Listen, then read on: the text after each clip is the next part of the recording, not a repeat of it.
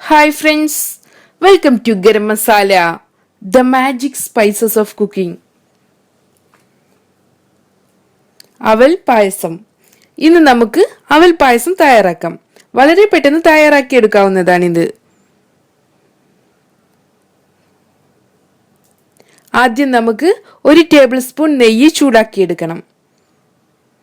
ഇതിലോട്ട് 3 table spoon cashew nuts ചേർത്ത് fry ചെയ്യാം. ഈ കാഷ്യൂ നട്ട്സ് ഫ്രൈ ആയി വരുമ്പോൾ നമുക്ക് ഇതിലോട്ട് റൈസൻസ് ചേർത്ത് കൊടുക്കാം. 3 ടേബിൾ സ്പൂൺ റൈസൻസ് ആണ് എടുത്തിട്ടുള്ളത്.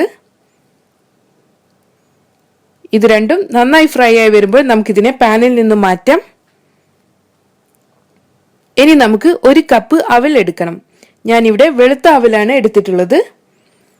ബാക്കിയുള്ള നെയ്യിലോട്ട് ഈ അവൽ ചേർത്ത് നന്നായി ഫ്രൈ ചെയ്തെടുക്കാം.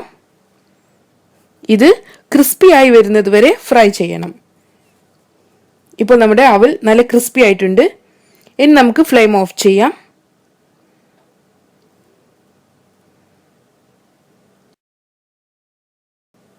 അടുത്തതായി നമുക്ക് 1 ലിറ്റർ പാൽ തിളപ്പിച്ചെടുക്കണം.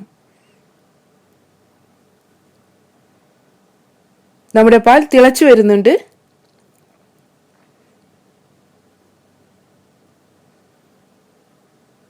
പാൽ തിളച്ചു വരുമ്പോൾ നമ്മൾ നേരത്തെ ഫ്രൈ ചെയ്ത് വെച്ചിട്ടുള്ള അവൽ ചേർത്ത് കൊടുക്കാം.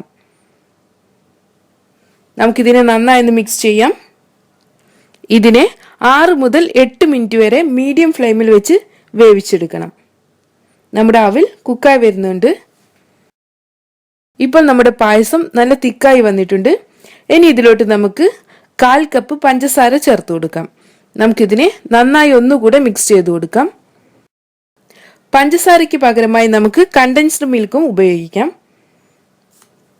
കണ്ടൻസ്ഡ് മിൽക്ക് ഉപയോഗിക്കുകയാണെങ്കിൽ പായസം ഒന്നുകൂടെ ടേസ്റ്റി ആയിരിക്കും. അടുത്തതായി ഇതിലോട്ട് നമുക്ക് 1/2 ടീസ്പൂൺ ഏലക്കാപ്പൊടി, ഫ്രൈ ചെയ്ത് വെച്ചിട്ടുള്ള കാഷ്യൂ നട്ട്സ്, റൈസൻസ് ഇവ കൂടെ ചേർത്ത് നന്നായി മിക്സ് ചെയ്യണം. പായസം നല്ല കട്ടിയായി വരികയാണെങ്കിൽ കുറച്ച് ചൂടുപാലൊഴിച്ച് ലൂസാക്കി എടുക്കാം. ഇപ്പോൾ നമ്മുടെ പായസം കുറുകി വന്നിട്ടുണ്ട്. ഇനി നമുക്ക് ഫ്ലെയിം ഓഫ് ചെയ്യാം. അങ്ങനെ നമ്മുടെ ടേസ്റ്റി ആൻഡ് ഡെലീഷ്യസ് അവൽ പായസം തയ്യാറായിട്ടുണ്ട്.